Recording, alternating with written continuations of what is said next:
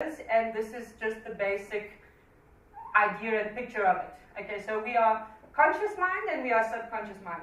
10% and 90%. Our conscious mind thinks, plans, reasons. Our subconscious mind is responsible for your automatic body functions. You know, when you drive a car and you do it automatically and what have you. And your intuition, your emotions, your creativity, your long-term memory. Okay. The conscious mind can originate thought, it can choose thought, and it can accept or reject thought. Your subconscious mind cannot reject anything it's told consistently enough. It does not reject it. It doesn't ask if it's true or not. It doesn't reason. It accepts no matter what.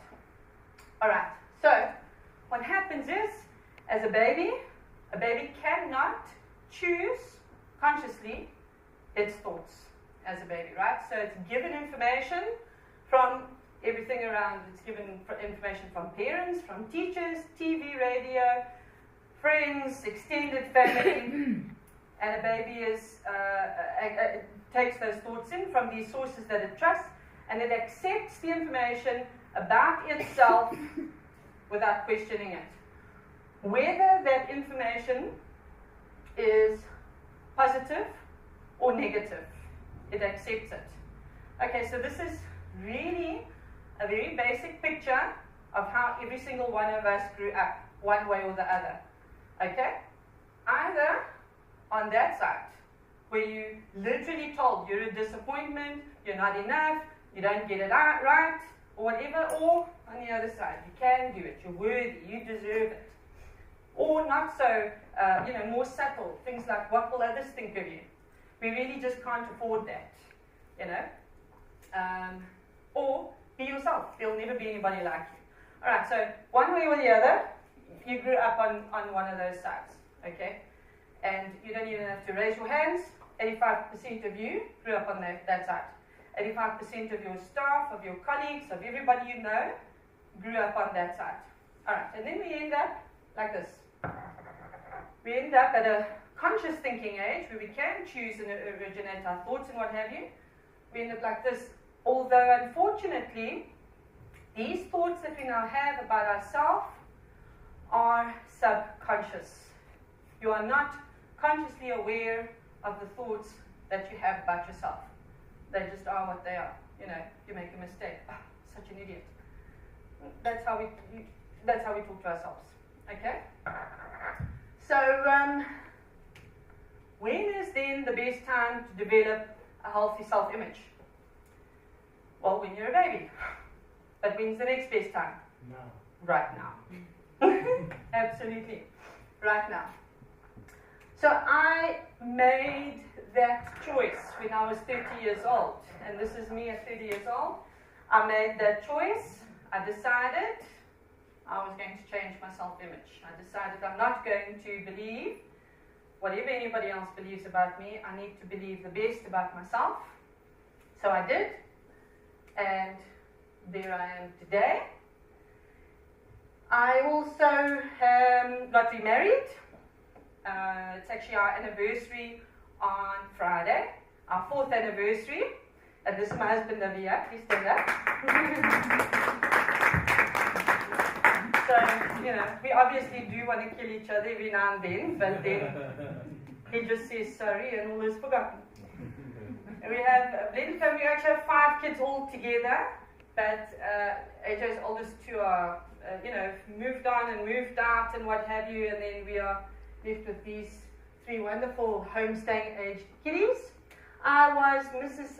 South Africa semi-finalist. I'm now Mrs. Africa finalist.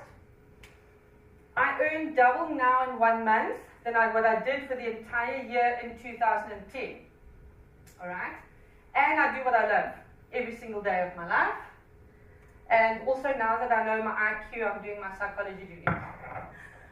But I have to make the point that, that MD could have made a mistake. You know, you could have put the extra 1 on the front there just to make me feel good about myself. And, my IQ is actually 33. But the point is, I think it's 133. So that's all that matters. Okay. And my life purpose and my vision is to transform the self-images of society. and that is my purpose as a speaker and as Mrs. Africa. This is what I want to do, and with your guys' help, I would like to be able to do that far, being able to reach much further than just myself. We can only do it together. Okay, so the talk usually is about 2 hours long, because I go quite in depth in the practical side of transforming your self-image. But I'm just going to give you and leave you a few tips to get the, just to leave you with not empty-handed. So the step one is that you need to decide, you need to choose, you need to decide that you are the only one who can make the choice. So, we can't all go running back to our parents and our childhood and whatever and blame the way we subconsciously think on them. We are at a conscious thinking age, and the reason I do what I do is to make everybody consciously aware that you can choose. Okay, to make everybody consciously aware of where you are living, because we are living there subconsciously. So to bring about the conscious awareness of what's going on in a person's life and say, right now you have a choice. Okay, and if you know, you can now make a choice. All right, and you're the only person who can make the choice. Step number 2 is stop judging yourself. Stop judging yourself, stop criticizing yourself. Think about the way that you talk to yourself. You need to be able to wake up in the morning and look in the mirror and say, I am a princess, or a queen, or a prince, or a king, whatever you like. And you have to be able to say to yourself, I'm going to treat myself like a princess or a prince today. And I'm not going to spend my time around anybody who treats me any differently either. And don't spend your time treating other people differently either. And step 3 is love yourself and accept yourself for who you are. So there are 4,600 characteristics, human characteristics in the English dictionary. 4,600, from amazing, wonderful, great to absolutely terrible, horrible, disgusting. Every single human being has every single one of them. Every single human being has every single one. We choose to express what we express, but you have those characteristics. So just love and accept yourself for who you are, and also knowing that makes it easier to love and accept everybody else for who they are. Right. And then step number 4 is to repeat steps 1 to 3 all day, every day, until they become habits, and until those habits become who you are, and until who you are becomes successful. Your idea of success. So that is basically it. I do have a video, but the sound is only coming through this, and I'm not going to sing for you. That wasn't one of my areas of success that I aimed to achieve. So I really just want to say thank you to you guys for coming. This is really my message. I just leave yourself with and think about the fact that 85% of society is taught and programmed to see and believe the worst about themselves. Okay, and think about how we're talking to our children. Think about how we're talking to people around us. Think about how we are allowing other people to talk to us.